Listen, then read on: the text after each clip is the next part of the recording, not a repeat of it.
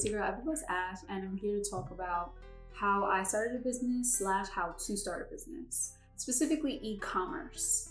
And this video is only pretty much going to be about how to start. I'm going to get more and more in depth with other videos. I just didn't want to cram so much information into one video because whose attention span is even that long? The first thing you're going to want to do is you're going to want to consider what type of business it is that you'd like to start and how you're going to do it.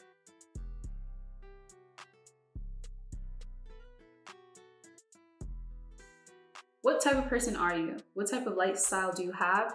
And what type of lifestyle do you want, right? Are you a really busy person? Do you have a career that you want to hold on to? Are you trying to get away from your career and solely pursue your business? Like, what is compatible with you and what is compatible with what it is that you want to do or who you want to be?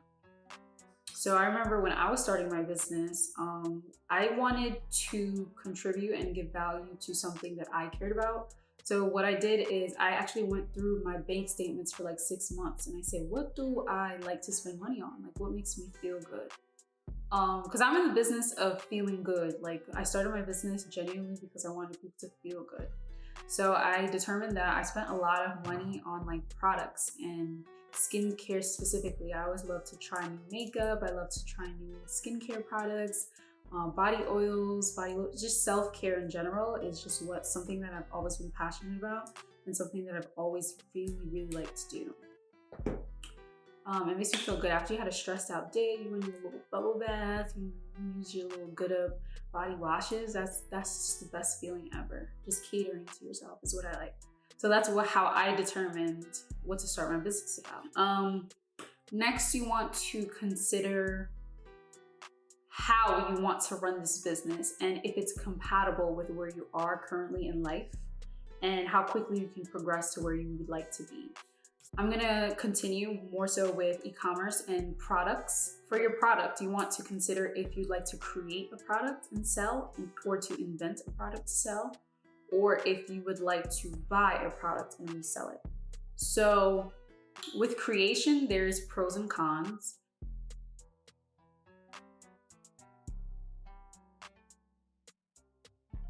Creating a product, one, I would say that it really does bring attachment to your brand. Like, the people that will see you creating the products will become more so attached emotionally to your brand. And you will start to build loyal customers like that. It's more likely to last instead of being a fad if people are watching you create something. It's also easier to make content, especially interactive content, because you're doing something and all you have to do is pretty much record what it is that you're doing. With product creation, you also get to flex your creativity. I know for me, I love to combine new scents, new colors, have new ideas, like, oh, would this particular ingredient it increase the viability of the scrub? You see what I'm saying? Like, stuff like that. You get to incorporate. There's always room to create new ideas and then bring them into fruition once you have like a platform or an outline of how to do that already. If you did it once, then you have an outline. You see what I'm saying? So, and you also get quality control. So even with my products, I pretty much do them in really small batches. I don't particularly create a lot of products and have them sitting up. I try to take my time with them because I prefer the quality over everything, because I actually really want people to have a good quality, high quality product. But there are also some cons to it. So one, it takes up a lot of time. Like, you're gonna spend a lot of time creating products. And even though it's cool, it can get overwhelming, especially as your business starts to grow.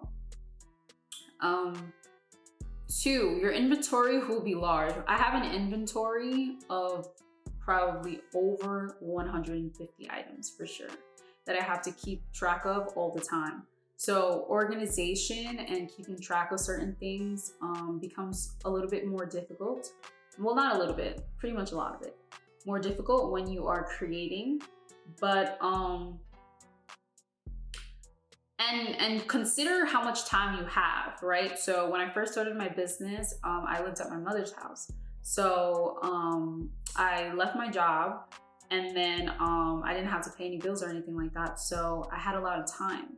And I was like, okay, well, I can invest this time into my business. But some people don't have those liberties, right? Some people, you're already locked into 12 months of rent, you know what I'm saying? So you might have to work. So buying to resell might be a more viable option for you. So there are pros and cons with buying to resell as well.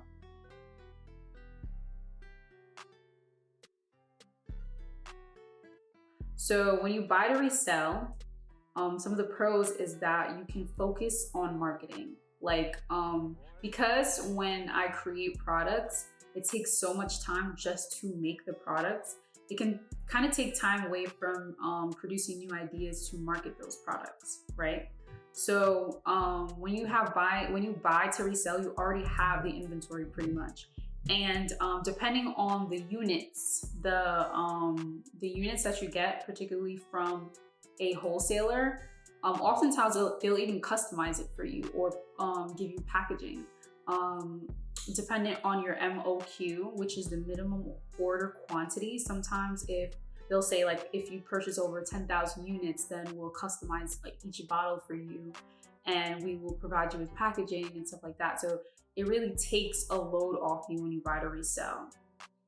And it's just convenient as hell. Like, it's so convenient, like, to just get the shipment and then just, take it kind of straight out the box if it's already packaged and just ship it out. Super convenient. Some cons to buying to resell though is you have limited control of quality, right? So whatever it is that the wholesaler or the factory or wherever you would get that product from gives you, that's just what you have. So I decided that this brand of oil for your product is cheaper, and they will definitely make that call, and they will just provide you with lesser quality. You see what I'm saying? And that's something that you're not gonna have control over. And when you make your own products, you definitely have control. So buying to resell also, you have to you become extremely dependent on the viability of your wholesaler. You see what I'm saying? So if your wholesaler is out of stock and they just can't produce certain things for you, like, you're kind of just asked out. And I would recommend, if you are gonna go that route, I know a lot of people will do that with like clothes, right? I would recommend seeking multiple good quality wholesalers. Don't just think you found one good wholesaler and just think you're gonna stick to them forever, because wholesalers change, especially frequently, and especially if they are overseas. So, and you're just kind of sort of at their mercy, and you don't want to be at people's mercy too much. That's a problem that I can foresee people running into when they do buy to resell. I think I have two ideal models.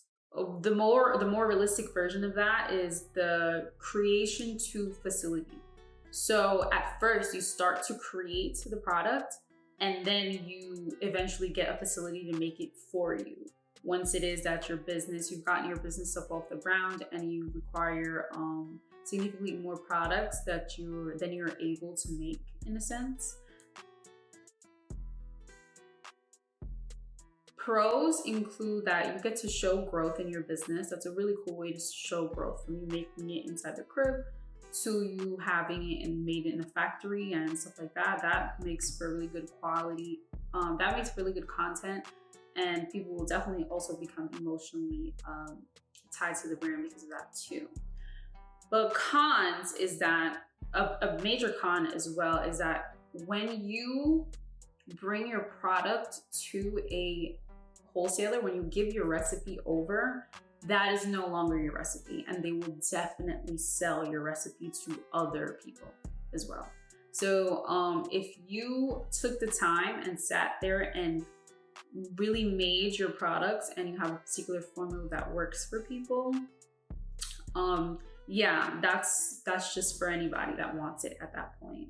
So that's something that you want to kind of consider, right? And there's no like patent or any paperwork that will, once you give it to the wholesaler, it's theirs to do whatever they like and whatever they please with it, right? If you have relationships with them, it might be a little different, but I don't see it being that much different. And the best ideal model is to really have your own facility. But that's extremely expensive, and a lot of people just don't have that luxury up front. So, I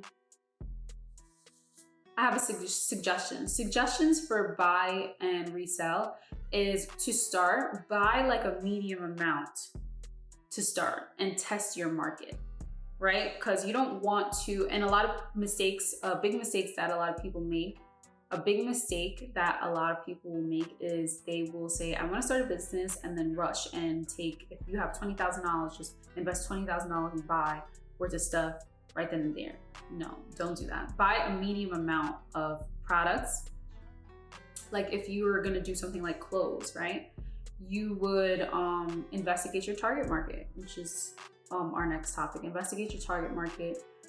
Who's more likely to buy the types of clothes? What sizes are those people that are more likely to buy the types of clothes that you are selling? What are the sizes of the people that are more likely to buy your product, etc.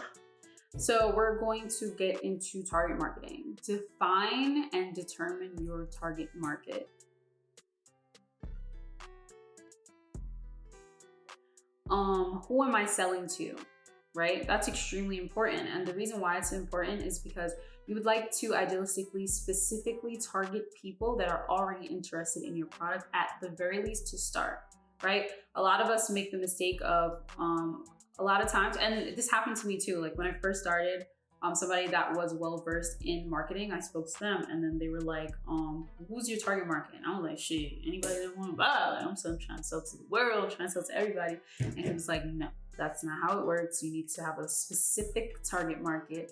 And I didn't take it personally. It was just like, okay, well, you know what you're talking about, so I'm just gonna listen to you. And I actually ended up tripling my sales when I started to do target marketing, especially online. It's super easy to do it nowadays with Facebook marketing and Instagram marketing and all of those things. It's really easy to target specific people and put what you want to put in front of it. There's a reason why when you are talking about a particular type of watch or a particular type of perfume, it starts to pop up on your phone, right? Because your phone is constantly taking information about you and selling it to people with businesses, in a sense, to advertise those things to you. You see what I'm saying? So basically putting what people want right in front of them is the key to marketing. So you want to make it as specific as possible. Some of the questions that you want to ask idealistically is like, who would be interested in this product, right? Where are they? Who are they? What do they do? What are their other interests outside of this product? You see what I'm saying? So if I am selling mirrors, right? Am I gonna go and try to network and sell to people that are in a library? Or would I stand outside of Morphe or Sephora or MAC or go to a makeup event, right? And try to talk to people there. You see what I'm saying? Like, what is most likely to be the personality and the interests of the people that you're trying to sell to? You see what I'm saying? Yeah, we know that people that wear makeup or people that are buying makeup are also likely to buy or be into or have mirrors. You see what I'm saying? So it'd be wise to target people that kind of need what it is that you're selling or use what it is that you're selling, right? And then where are these people, right? Like people that are into makeup are more likely to be in certain areas as opposed to other people, right? Like if I am selling makeup or mirrors or something like that, I would probably have a better bet trying to target in a place like Atlanta or a place like Los Angeles or a place like New York City, right? As opposed to like Pine Forge, Pennsylvania. You see what I'm saying? Specifically target, at least to start, specifically target people that are already interested in your product, right? So the targeted means something. It's like a lot of people would think initially that it's just the amount of people that you target to, right? You will derive more sales from targeting 50 people that are directly in need of your product than 1,000 people that are just random. But yeah, just be as specific as possible. It's really important that you are specific.